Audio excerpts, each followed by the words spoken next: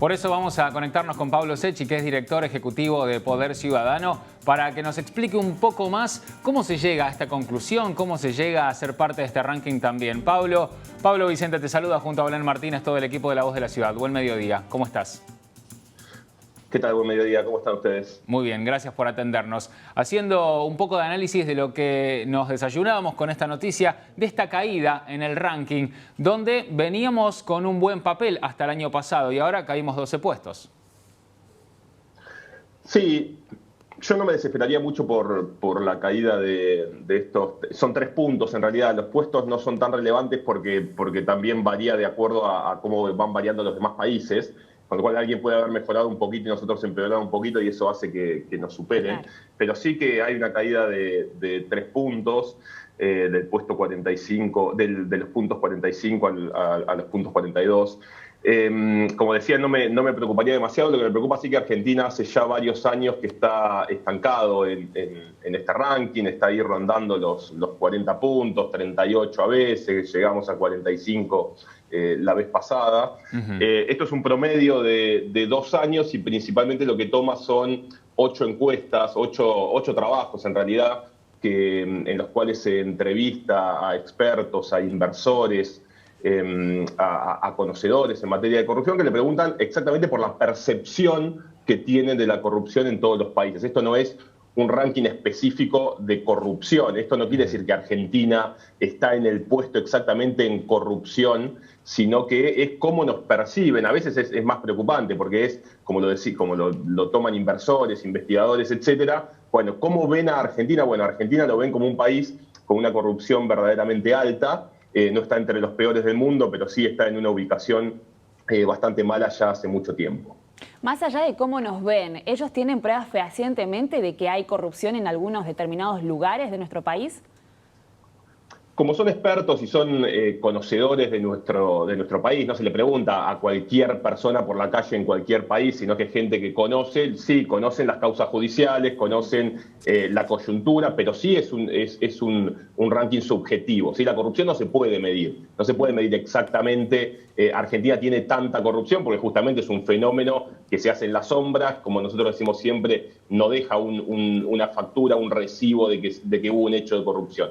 Pero sí se conoce cómo funciona la justicia, sí se conoce cómo son los procedimientos administrativos en Argentina, sí se conoce qué problemas hay en la aduana para ingresar un producto o para exportar. Entonces, esa percepción se va formando a partir de un conocimiento bastante exhaustivo de todo lo que pasa en el país. Pablo, ¿tiene que ver también la imagen que da la Argentina a nivel financiero en el mundo con respecto a lo que sucede?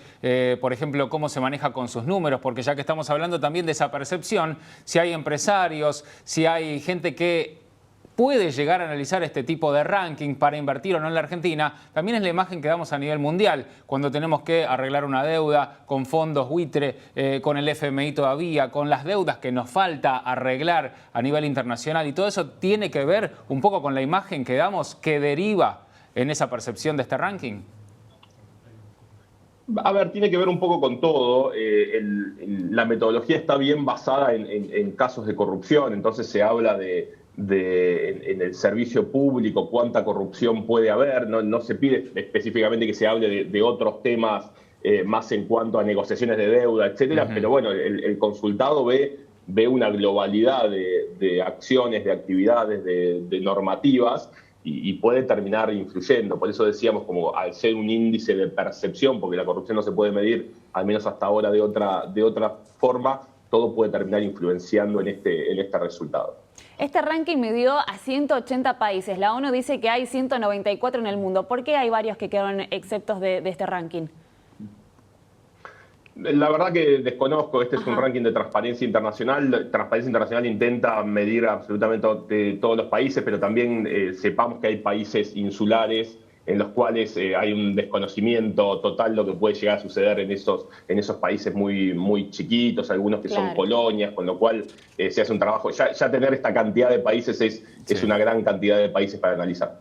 O sea que no hay una receta como para poder mejorar. En otros rankings uno dice, bueno, tenemos que ir por este camino. Más allá de que uno sabe cuando uno está envuelto en la corrupción o no, no hay algo a nivel de gobierno que uno pueda llegar a hacer. para, sobre todo, que la gente empiece a entender si sube o baja, más allá de que vos decís que estamos estancados en este ranking? Hay mucho para hacer, indudablemente. Nosotros vimos durante el año pasado que este resultado, que refleja una pequeña baja para Argentina, estuvo bastante vinculada a cómo se enfrentó la pandemia, por ejemplo, en términos de compras y contrataciones, que estuvo el primer semestre del año. Los medios de comunicación le dieron mucha importancia también a eso, de cómo se compra, de cómo se utilizan mecanismos que evaden el control para realizar las compras necesarias de la pandemia. Nosotros decimos que una pandemia requiere de, obviamente, hacer compras urgentes, pero también requiere de controles urgentes. Y por el otro lado, también todo lo que fue el intento de cambiar temas en la justicia, el intento de cambiar el mecanismo de selección del procurador general de la Argentina. Todos esos temas terminan influyendo en la toma de decisiones de esta gente que percibe a la Argentina como un país que está ubicado en un lugar bastante malo en este ranking. ¿Y por qué podemos haber empeorado? Yo lo que intento es leer por qué podemos haber empeorado del año anterior a esto, o por qué mejoramos en determinados momentos. Y me parece que este año fue un año muy difícil en materia de compras y contrataciones, y también en la relación entre el poder de turno y aquellos que deben investigar la corrupción, que es la justicia. Y así todo, el 2015 fue uno de los peores años que fue Argentina en este ranking, y no había pandemia. En el año 2015 fue uno de los peores años. Veníamos principalmente de muchas denuncias de causa de corrupción. Después empezó a mejorar un poco en el ranking. Por eso digo que son muy relativos los saltos y los puntajes, ¿no? No es que Argentina pasó de estar en el puesto 80 a estar en el puesto 20, sino que pasás del 80 al 66.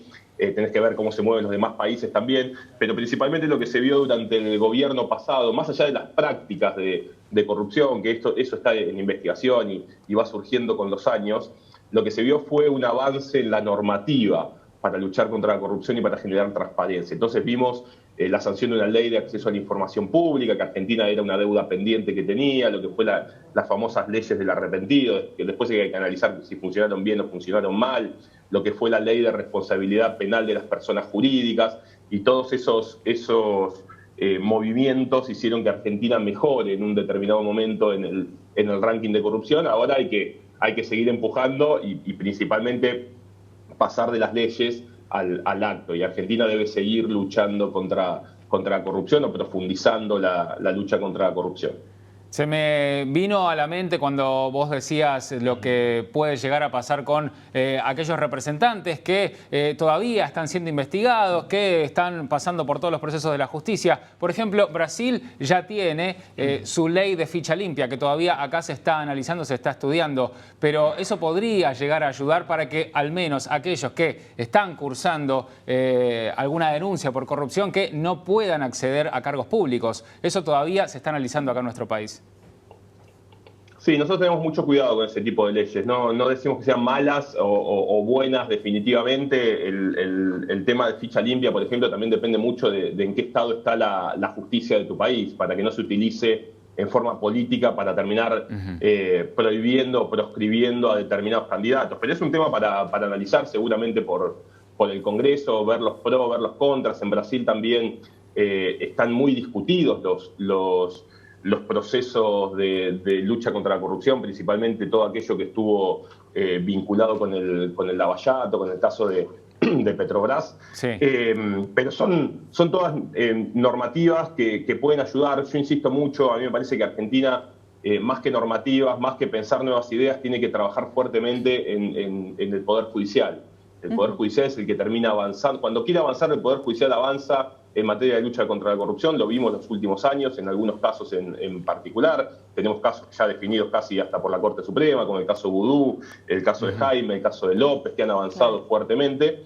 Pero bueno, a veces parece que se avance y otras veces parece que se pone un freno de mano y no se quiere avanzar más. Esto termina garantizando impunidad en nuestro país. Entonces, más allá de pensar nuevas leyes, tenemos que pensar cómo tener un sistema judicial que pueda terminar con la impunidad y avanzar con reformas estructurales para garantizarnos una mejor justicia. Bueno, justamente uno de los puntos de las encuestas que se hacen es esto de la falta del castigo penal, a lo que haces referencia, y tiene que ver con esta embestida de parte de la vicepresidenta Cristina Fernández de Kirchner hacia la justicia y esas modificaciones que viene impulsando o quiere impulsar desde hace tiempo.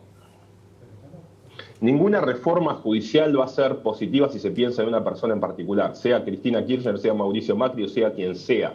Las reformas institucionales se tienen que pensar para el bien de toda la ciudadanía. Por eso les decía, ¿cómo ve alguien que percibe, que le preguntan cómo percibís la corrupción en Argentina? Y lo que se ve es que se intenta modificar la justicia o se intenta modificar el Ministerio Público Fiscal para beneficiar a un funcionario en particular y solucionar sus problemas con la justicia. Bueno, indudablemente esa persona va a ver que en la Argentina la corrupción sigue avanzando y que no hay soluciones. Lo que hay que pensar es en una solución para todos. Y lo que falta principalmente, me parece que hay una palabra que está totalmente ausente de la discusión política argentina, que es el consenso. Entonces es consenso principalmente entre nuestros representantes, entre los partidos políticos y no solamente... Yo sé que el sistema funciona con mayorías y decir, bueno, tenemos la mayoría, listo, lo reformamos, pero la mayoría cambia dentro de 2 años o cambia el año que viene y listo, y la reforma va para atrás, como sucede muchas veces en este país. Lo que se necesita son consensos básicos para avanzar con el tema de la justicia y esa es una deuda que tienen nuestros representantes con nosotros. Es el presidente de la Nación o los representantes del partido de gobierno que lideren con los representantes de los principales partidos de oposición para ver cuáles son las bases de esta Argentina, no las discusiones que se dan en Argentina que tienen que ver con si son 5, si son 6, si son 9, si son 12 los miembros de la Corte Suprema, porque si son 12, bueno, voy a meter 4 míos y con eso voy a tener una mayoría. Así no sirve, así no funciona y así no vamos a avanzar. Sí, y que la justicia también sea transparente.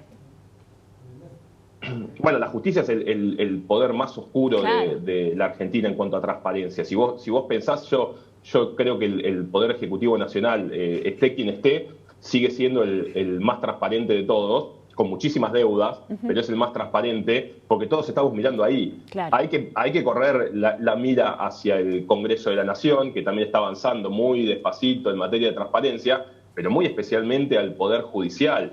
El Poder Judicial tiene un poder absoluto que básicamente tiene poder por arriba de todos los ciudadanos en materia no solo de transparencia, en materia impositiva y en muchas otras, en otras materias que realmente preocupan mucho.